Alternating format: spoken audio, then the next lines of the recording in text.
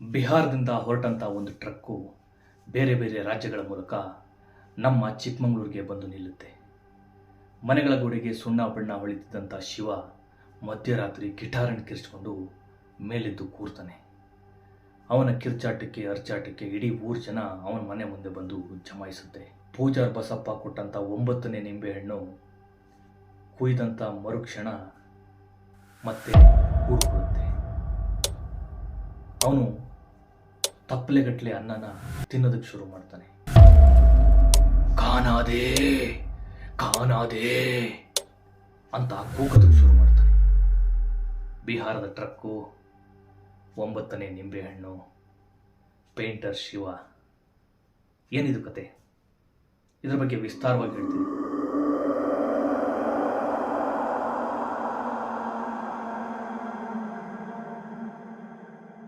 ಚಿಕ್ಕಮಗಳೂರಿನ ಒಂದು ಹಳ್ಳಿಯಲ್ಲಿ ಶಿವ ಬಣ್ಣ ಹೊಡೆಯೋ ಕೆಲಸ ಮಾಡ್ತಿರ್ತಾನೆ.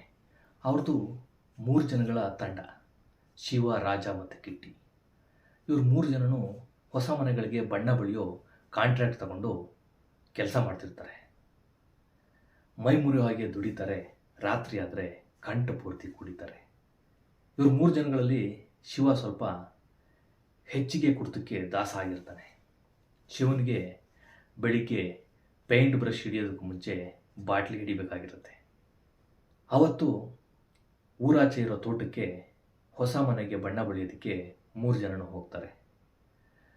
ಮಧ್ಯಾಹ್ನ ಒಂದು 12 ಗಂಟೆ ಸಮಯಕ್ಕೆ ಶಿವನಿಗೆ ಒಂದು ಅರ್ಧ ಬಾಟ್ಲಿ ಏರಿಸ್ಕೊಂಡ್ರೆ ಚೆನ್ನಾಗಿರುತ್ತಲ್ಲ ಅನಿಸುತ್ತೆ. ಅವರಿಬ್ಬರನ್ನ ಕೆಲಸ ಮಾಡೋದಕ್ಕೆ ಬಿಟ್ಟು ಆ ತೋಟದ ಹತ್ರ ಇರೋ ಬಾವಿ ಹತ್ರ ಬರ್ತಾನೆ. ಅಲ್ಲಿಂದ ನೀರು ತಗೊಂಡು ಲೋಟಕ್ಕೆ ಮಿಕ್ಸ್ ಮಾಡಿಕೊಂಡು ಅರ್ಧ ಬಾಟ್ಲಿ ಖಾಲಿ ಮಾಡ್ತಾನೆ. ಅವನಿಗೆ ಯಾಕೋ ಹೊಟ್ಟೆ ಗುಡುಗುಡು ಅಂತ ಅನ್ಸೋಕೆ ಶುರುವಾಗುತ್ತೆ. ಅಲ್ಲೇ ಹತ್ತಿರದಲ್ಲಿ ಒಂದು ಕೆರೆ ಇರುತ್ತೆ. ಕೆರೆ ಹತ್ರ ಹೋಗಿ ಕೆಲಸ ಮುಗಿಸ್ಕೊಂಡು ಬರ್ತಾನೆ. ಅಲ್ಲೇ ತಪ್ಪಾಗಿತ್ತು. ಅವನು ಆ ಕಡೆ ಹೋಗೋ ಬದಲು ಈ ಕಡೆ ಹೋಗಿದ್ರೆ ನಾನಿವತ್ತು ನಿಮಗೆ ಈ ಕತೆ ಹೇಳೋ ಹಾಗೆ ಇರಲಿ.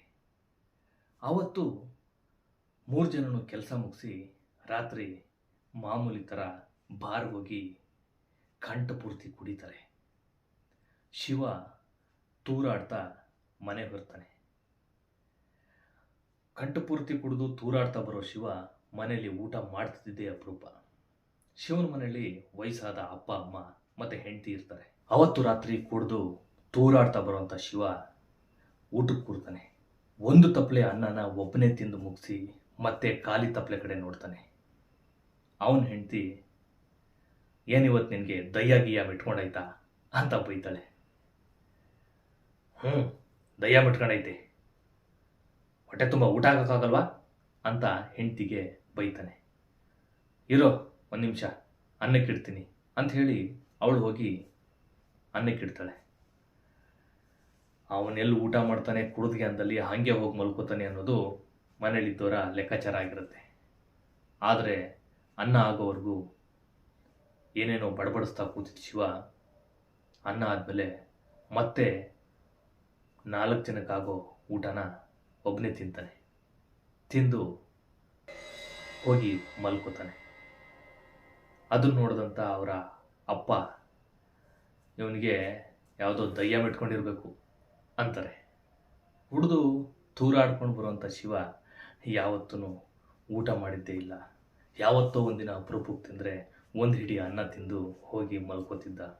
ಆದರೆ ಇವತ್ತು 2 ತಪ್ಪಲೆ ಅನ್ನನ ತಿಂದಿದ್ದು ನೋಡಿ ಎಲ್ರಿಗೂ ಆಶ್ಚರ್ಯ ಆಗುತ್ತೆ. ನಿಜಕ್ಕೂ ಅವನಿಗೆ ದಯ್ಯ ಮೆಟ್ಕೊಂಡಿರ್ಬೇಕು ಅಂತ ಎಲ್ಲರೂ ಅಂದ್ಕೊಂಡು ಊಟ ಮಾಡಿ ಮಲ್ಕೋತಾರೆ. ಮಧ್ಯರಾತ್ರಿ 1 ಗಂಟೆ ಆಗಿರುತ್ತೆ. ಶಿವ ಗಿಟಾರನ್ನು ಕಿರ್ಚ್ಕೊಂಡು ಹೇಳ್ತಾನೆ.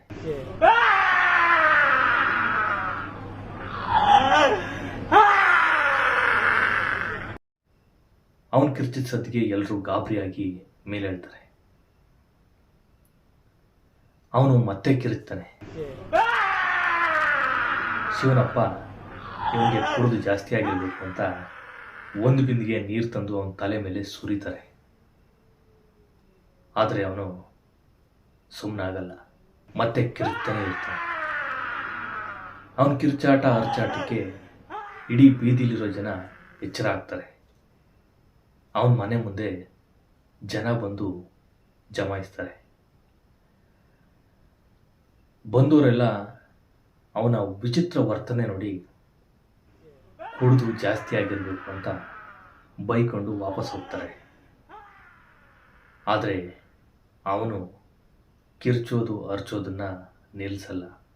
ಇಡೀ ರಾತ್ರಿ ಏನೇನೋ ಬಡಬಡಿಸ್ತಾ ಇರ್ತಾನೆ. ಯಾರು ಎಷ್ಟೇ ಹೇಳಿದ್ರು ಕೇಳಲ್ಲ. ಅವನಿಗೆ ಕುಡಿದು ಜಾಸ್ತಿ ಆಗಿರಬೇಕು ಅಂತಲೇ ಎಲ್ಲರ ಅಭಿಪ್ರಾಯ ಆಗಿರುತ್ತೆ. ಆದರೆ ತಾಯಿಗೆ ಅನುಮಾನ, ಅವನಿಗೆ ಎಷ್ಟೇ ಕುಡಿದು ಬಂದರೂ ಹೀಗೆ ಯಾವತ್ತೂ ಆಡೋನಲ್ಲ. ಅವನು ಹಿಂಗೆ ವಿಚಿತ್ರವಾಗಿ ಆಡ್ತಿರೋದಕ್ಕೆ ಬೇರೆ ಏನೋ ಕಾರಣ ಇರಬೇಕು ಅಂತ ಅವ್ರಿಗೆ ಭಯ ಶುರುವಾಗುತ್ತೆ. ಅವನು ಬೆಳಿಗ್ಗೆವರೆಗೂ ಬಡಬಡಿಸ್ತಾನೆ ಇರ್ತಾನೆ. ಅವನು ಏನು ಮಾತಾಡ್ತಾ ಇದ್ದಾನೆ ಅಂತ ಯಾರೊಬ್ಬರಿಗೂ ಅರ್ಥ ಆಗಲ್ಲ. ಬೆಳಗ್ಗೆ ಆದರೂ ಅವ್ರ ಮನೇಲಿ ಗಲಾಟೆ ನಿಲ್ಲದೆ ಇರೋದು ನೋಡಿ ಒಂದಷ್ಟು ಜನ ಬಂದು ನೋಡ್ಕೊಂಡು ಹೋಗ್ತಾರೆ. ಬಂದವರೆಲ್ಲ ಅವನಿಗೆ ಯಾವುದೋ ಗಾಳಿ ತಾಗಿರಬೇಕು ಅಂತ ಹೇಳ್ತಾರೆ. ಅಂಗಡಿ ರಾಮಣ್ಣ ಬಂದು ನೋಡಿ ಇದು 100% ದೆವ್ವನೇ, ನೀವು ಮೊದಲು ಪೂಜಾರಪ್ಪನ ಹತ್ರ ಹೋಗಿ ಅಂತ ಹೇಳ್ತಾರೆ. ಶಿವ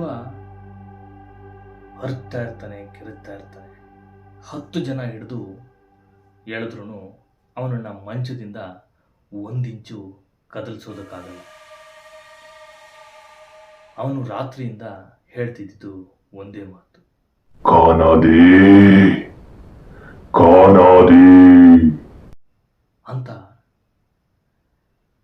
ಕೋಪದಿಂದ ಕಿರ್ತಾ ಇರ್ತಾನೆ.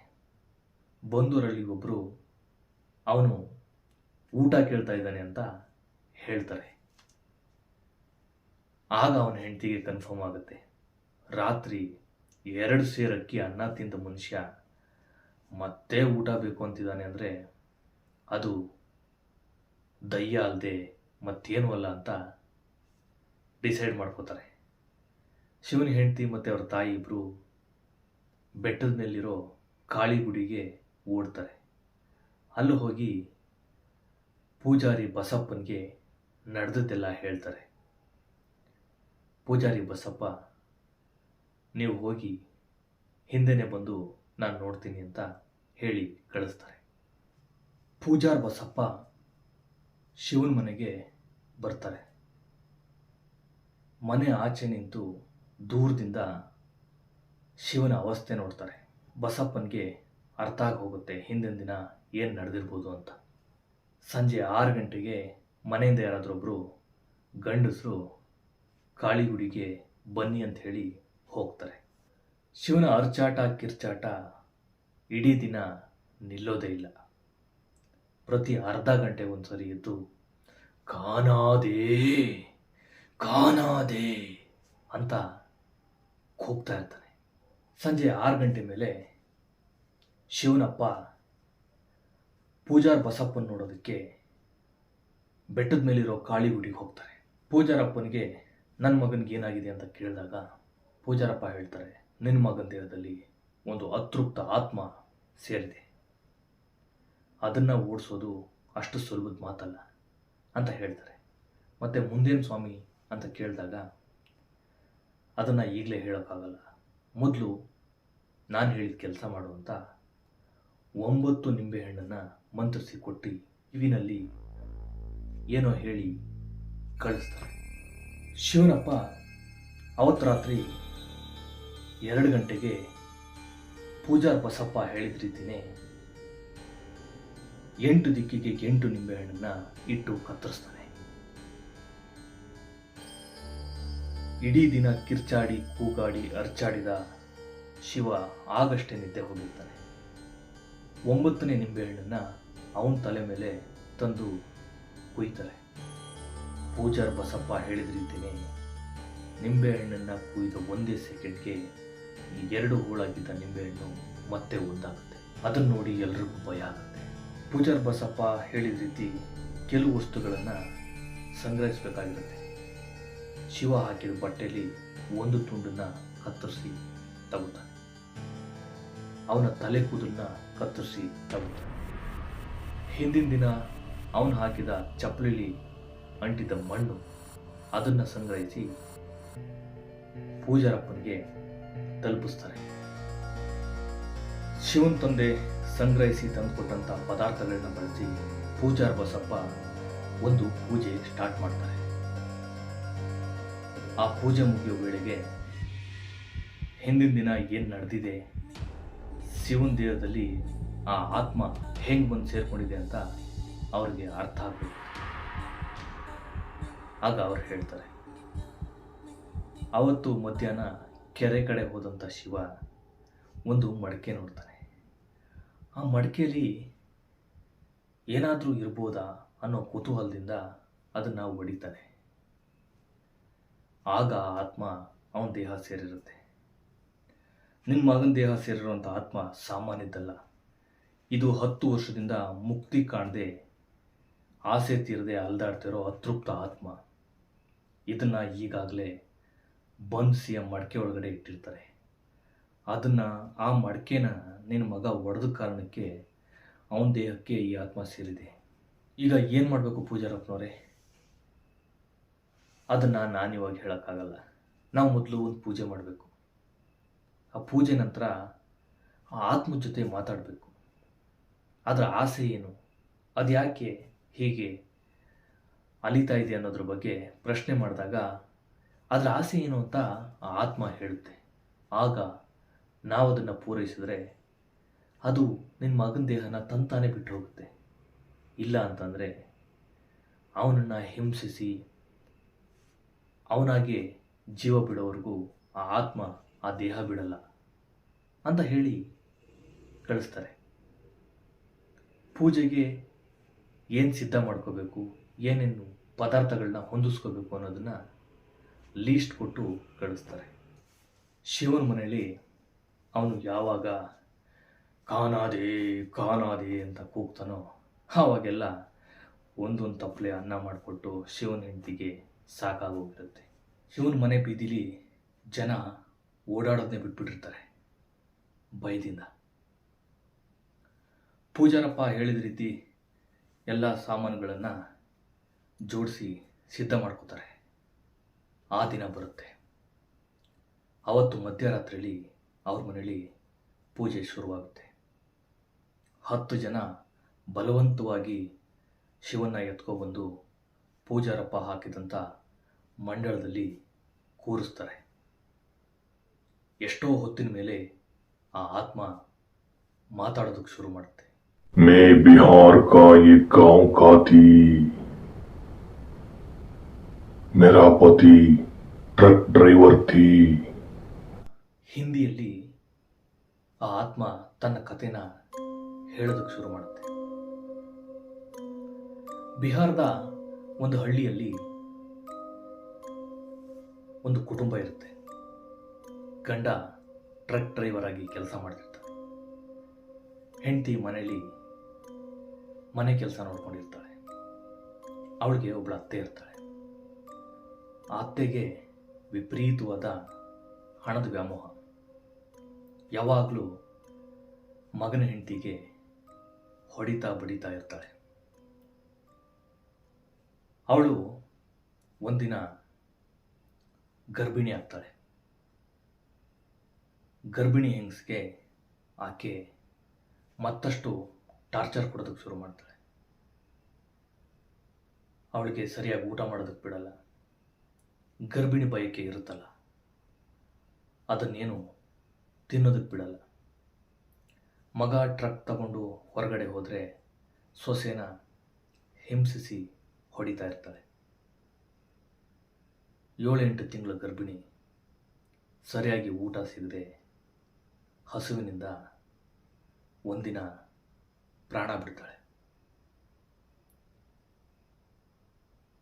ಅವಳ ಆತ್ಮ ಅತ್ತೆನ ಬಲಿ ತಗೋಬೇಕು ಅಂತ ಆ ಮನೆ ಸುತ್ತಾನೆ ಸುತ್ತಾ ಇರುತ್ತೆ. ಒಂದು ದಿನ ಆ ಅತ್ತೆ ಮೈ ಸೇರಿದಂಥ ಆತ್ಮ ಒಂದು ಹನಿ ನೀರು ಕುಡಿದಂಗೆ ನೋಡ್ಕೊಳ್ಳುತ್ತೆ. 15-20 ದಿನ ಆಕೆ ಒಂದು ಹನಿ ನೀರು ಕೂಡ ಕುಡಿದಂಗೆ ತಡೆಯೋ ಆತ್ಮ ಒಂದು ದಿನ ಆ ಅತ್ತೆನ ಬಲಿ ಪಡೆಯುತ್ತೆ. ಅಷ್ಟಕ್ಕೆ ಆ ಆತ್ಮ ಸುಮ್ಮನಾಗಲ್ಲ. ಮತ್ತೊಂದು ಯಾವುದಾದ್ರೂ ಒಂದು ದೇಹ ಸೇರಿ ಈ ರೀತಿ ಕಾಟ ಕೊಡೋದಕ್ಕೆ ಶುರು ಮಾಡುತ್ತೆ. ಒಂದು ದಿನ ಆ ಊರಿನ ಎಲ್ಲ ಜನ ಸೇರಿ ಒಬ್ಬ ಮಂತ್ರವಾದಿನ ಕರೆಸಿ ಆ ಆತ್ಮನ ಒಂದು ಮಡಕೆಯಲ್ಲಿ ಬಂಧಿಸಿ ಅವಳ ಗಂಡನ ಕೈಲೇ ಇದನ್ನ ಹುಟ್ಟಿದ ಮಣ್ಣನ್ನು ದಾಟಿಸಿ ಬೇರೆ ಕಡೆ ಎಲ್ಲಾದರೂ ಸಾಗಿಸ್ಬಿಡು ಅಂತ ಆ ಮಂತ್ರವಾದಿ ಕೊಡ್ತಾನೆ. ಬಿಹಾರದಿಂದ ಟ್ರಕ್ಕಲ್ಲಿ ಆ ಮಡಕೆನ ಅವಳ ಗಂಡ ತಗೊಂಡು ಬರ್ತಾನೆ. ಬರೋ ದಾರಿಯಲ್ಲಿ ಎಲ್ಲಾದರೂ ಒಂದು ಕಡೆ ಆ ಮಂತ್ರವಾದಿ ಹೇಳಿದ ರೀತಿ ಇರುವಂಥ ಜಾಗದಲ್ಲಿ ಆ ಮಡಕೆನ ಅವನು ಗುಂಡಿ ತೆಗೆದು ಮುಚ್ಚಬೇಕಾಗಿರುತ್ತೆ. ಆದರೆ ದಾರಿ ಮಧ್ಯದಲ್ಲಿ ಅವನು ಆ ಮಡಕೆ ವಿಷಯನ ಮರೆತುಬಿಡ್ತಾನೆ. ಬೇರೆ ಬೇರೆ ರಾಜ್ಯಗಳನ್ನ ದಾಟಿಕೊಂಡು ಕರ್ನಾಟಕದ ಚಿಕ್ಕಮಗಳೂರಿಗೆ ಬಂದಾಗ ಒಂದು ಸಂದರ್ಭದಲ್ಲಿ ಆ ಮಡಕೆ ವಿಚಾರ ನೆನಪು ಬರುತ್ತೆ. ಅವನು ಇವರ ಹಳ್ಳಿಯಿಂದ ಆಚೆ ಇರೋ ಹೈವೇ ಪಕ್ಕದಲ್ಲಿರೋ ಕೆರೆ ಹತ್ರ ಆ ಮಡಕೆನ ಮಣ್ಣು ಮಾಡಬೇಕು ಅಂತ ತಂದು ಇಡ್ತಾನೆ. ಅವನು ಗುಂಡಿ ತೋಡಿ ಆ ಮಡಕೆನ ಮಣ್ಣು ಮಾಡಿರ್ತಾನೆ. ಊರಾಗಿ ಮಳೆ ಬಂದಿದ್ರಿಂದ ಆ ಮಡಕೆ ಹೊರಗಡೆ ಬಂದು ಒಂದು ಕಡೆ ನಿಂತಿರುತ್ತೆ. ಆವತ್ತು ಮಧ್ಯಾಹ್ನ ಕುಡಿಯೋದಿಕ್ಕೆ ಅಂತ ಆಚೆ ಹೋದಂಥ ಶಿವ ಹೊಟ್ಟೆ ಗುಡುಗುಡು ಅಂದಾಗ ಅವನು ಬಾತ್ರೂಮ್ಗೆ ಅಂತ ಕೆರೆ ಕಡೆ ಹೋಗ್ತಾನಲ್ಲ, ಆ ಒಂದು ಸಂದರ್ಭದಲ್ಲಿ ಆ ಮಡಕೆನ ನೋಡ್ತಾನೆ. ಮಣ್ಣೆಲ್ಲ ಆಗಿರುವಂಥ ಮಡಕೆ ಬಹುಶಃ ಯಾರಾದರೂ ಅದರಲ್ಲಿ ನಿಧಿ ಬಚ್ಚಿಟ್ಟಿರ್ಬೋದು ಅನ್ನೋ ಆಸೆಗೆ ಮಡಕೆನ ಹೊಡಿತಾನೆ. ಆಗ ಆ ಆತ್ಮ ಶಿವನ ದೇಹ ಸೇರಿರುತ್ತೆ. ಆತ್ಮ ತನ್ನ ಕಥೆನ ಹೇಳ್ತಾ ಹೋಗ್ತಾ ಇರುತ್ತೆ. ಆಗ ಪೂಜಾರಪ್ಪ ಕೇಳ್ತಾರೆ, ನೀನು ಇವನ ದೇಹ ಬಿಟ್ಟು ಹೋಗ್ಬೇಕು ಅಂದರೆ ನಾವೇನು ಮಾಡಬೇಕು? ಆಗ ಆ ಆತ್ಮ ತನಗೆ ಸೀಮಂತ ಮಾಡಿಸ್ಕೋಬೇಕು ಅಂತ ತುಂಬ ಆಸೆ ಇತ್ತು, ಆದರೆ ಅದು ಆಗಲಿಲ್ಲ ಅಂತ ತನ್ನ ತೀರದ ಬಯಕೆ ಬಗ್ಗೆ ಹೇಳ್ಕೊಳುತ್ತೆ. ಆಗ ಪೂಜಾರಪ್ಪ ಕಡಾಖಂಡಿತವಾಗಿ ನೀನು ದೇಹ ಬಿಟ್ಟು ಹೋಗೋದೇ ಆದರೆ ನಿನಗೆ ನಾವು ಸೀಮಂತ ಮಾಡ್ತೀವಿ ಅಂತ ಒಪ್ಕೋತಾರೆ. ಮರುದಿನ ಮತ್ತೆ ಮಧ್ಯರಾತ್ರಿಯಲ್ಲಿ ಶಿವನಿಗೆ ಗರ್ಭಿಣಿ ಹೆಂಗಸಿಗೆ ಯಾವ ರೀತಿ ಸೀಮಂತಕ್ಕೆ ತಯಾರು ಮಾಡ್ತಾರೆ ಅದೇ ರೀತಿ ತಯಾರು ಮಾಡಿ ಸೀಮಂತ ಮಾಡ್ತಾರೆ. ತಂದಿದ್ದಂಥ ತಟ್ಟೆಗಟ್ಟಲೆ ತಿಂಡಿ, ಬಕೆಟ್ ಗಟ್ಟಲೆ ಅನ್ನನ ತಿಂದು ತೃಪ್ತಿಯಾಗಿ ಆ ಆತ್ಮ ಶಿವನ ದೇಹನ ಬಿಟ್ಟು ಹೋಗುತ್ತೆ. ನೋಡೋದ್ರಲ್ಲ ಈ ಕತೆ. ನಮ್ಮ ಬದುಕಿನ ಮಧ್ಯದಲ್ಲಿ ಈ ಥರದ ಸಾವಿರಾರು ಕಥೆಗಳಿರುತ್ತೆ. ಎಷ್ಟೋ ಅತೃಪ್ತ ಆತ್ಮಗಳು ನಮ್ಮ ಸುತ್ತಾನೆ ಸುತ್ತುತ್ತಾ ಇರುತ್ತೆ. ಹೀಗೆ ಯಾವುದೋ ಒಂದು ಜಾಗದಲ್ಲಿ ವಿಚಿತ್ರವಾಗಿ ಕಂಡಂಥ ಈ ಥರದ ವಸ್ತುಗಳು, ಗೊಂಬೆಗಳು, ಇವುಗಳಿಂದ ಆದಷ್ಟು ದೂರ ಇದ್ಬಿಡ್ಬೇಕು.